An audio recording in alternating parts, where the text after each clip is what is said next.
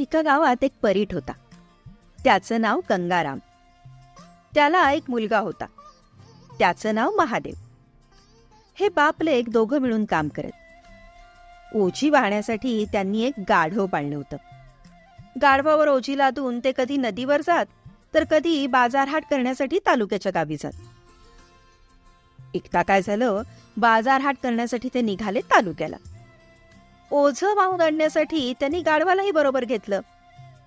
जाताना काहीच ओझं नव्हतं. त्या दोघांबरोबर गाढव रिकामच चाललं होतं. तर त्यांना पाहून एक जण म्हणाला, अहो काय गंगाराम, असे चालत काय निघालायत? कोणीतरी बसा की त्या गाढवावर.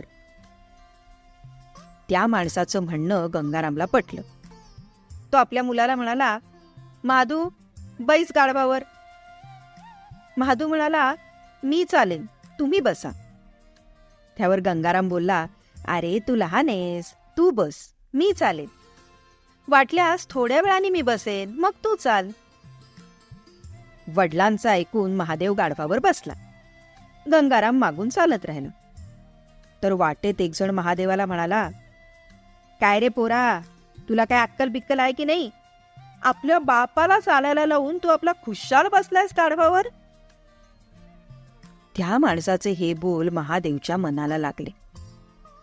गाढवावरून खाली उतरत तो वडिलांना म्हणाला, बाबा, तो माणूस बोलला ना तेच बरोबर आहे, तुम्ही बसा, मी चालतो.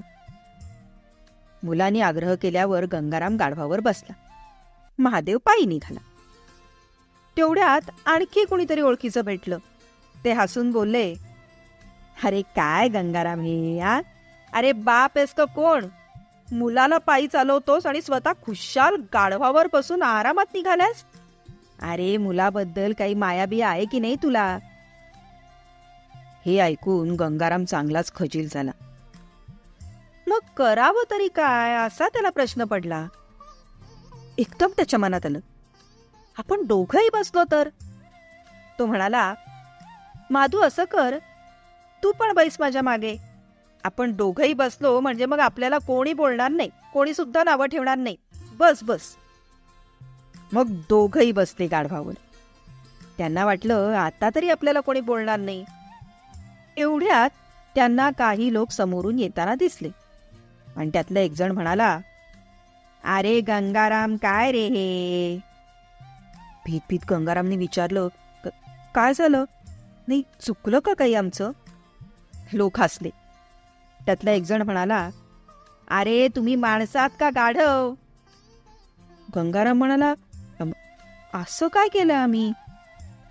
अरे गंगाराम, एवढ्याशा या लहान गाढवावर कुणीतरी एकाने बसायचं का दोघांनी? तुम्हाला काही दयामाया आहे की नाही? हे ऐकून दोघंही खाली उतरले. ऐकावं तरी कुणाचं हेच त्यांना कळेनसं झालं. मग महादेव वडिलांना म्हणाला, बाबा आता असं करूया, आपणच या गाढवाला पाठीवर घेऊन जाऊया. कपाळाला हात लावत गंगाराम म्हणाला, महादेवा, तरी सुद्धा लोक म्हणतील, अरे तुम्ही माणसं आहात की गाढव? तुम्हाला आमचा चॅनल आवडला असेल तर जरूर सबस्क्राईब करा आणि लाईक करा. आणि हो, जर तुम्हाला तुमच्या बालपणीचे आणखीन कुठले धडे ऐकायचे असतील तर कॉमेंट बॉक्समध्ये जरूर कॉमेंट करा.